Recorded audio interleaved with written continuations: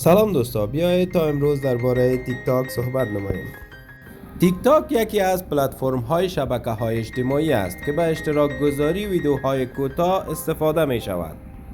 تیک تاک توسط یکی از شرکت های چینایی به نام بایتدنس ساخته شده است.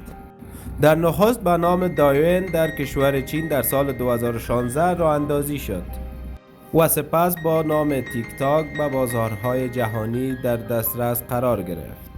تیک تاک در زمان شیوع ویروس همگانی کرونا به اوج شهرت خود رسید، چون در زمان شیوع ویروس کرونا همه مردم مجبور بودند در خانه های خود بمانند و دنبال پلتفرم میگشتند که سرگرم کننده باشد و تیک تاک واقعا یک پلتفرم بود که می توانست به بسیار خوبی مخاطبین خود را به ساعتهای دوامدار و زیاد سرگرم نگه دارد.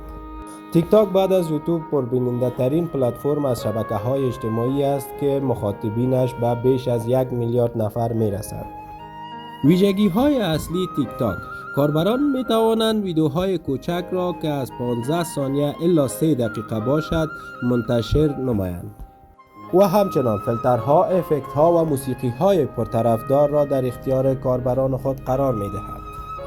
الگوریتم پیشرفته پیشنهاد محتوا باعث می شود که کاربران ویدیوهایی را ببینند که مطابق علاقه آنها است.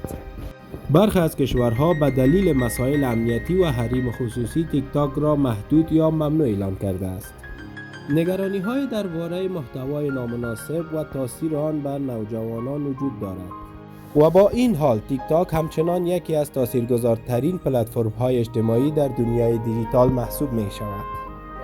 تشکر که تا این دم با ما هستین و برای ویدیوهای بیشتر لطفاً صفحه یوتیوب ما را لایک و سابسکرایب نمایید.